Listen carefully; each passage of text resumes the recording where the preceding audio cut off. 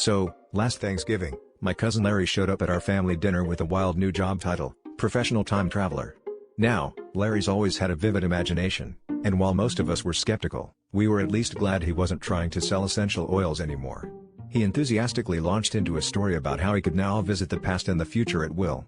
We all nodded along, figuring it was just another one of his harmless hobbies. Besides, who are we to judge? Uncle Bob still insists he was abducted by aliens back in '76. Things took an interesting turn when Larry started offering to take requests for his time travels. Want to see the dinosaurs? He'd ask my little nephew. Maybe catch a glimpse of the year 3000?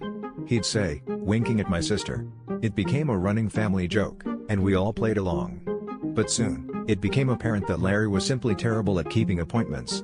He'd promised a return from a trip to ancient Rome in time for lunch, yet we'd find him snoozing on the couch, drooling on a history textbook, hours past when he'd said he'd return. The situation escalated one Saturday when Larry promised to show up for his own surprise birthday party. We waited, and waited, until eventually, my mom got tired of holding the cake and started slicing it for everyone anyway. Just as we were halfway through devouring the cake, Larry burst in, wearing a toga and shouting, "Hail Caesar!" He looked around at the half-eaten cake and exclaimed, "I must have miscalculated the wormhole exit." Finally, the punchline hit when, after his fifth no-show, I asked Larry how he intended to maintain his professional status with such a poor track record.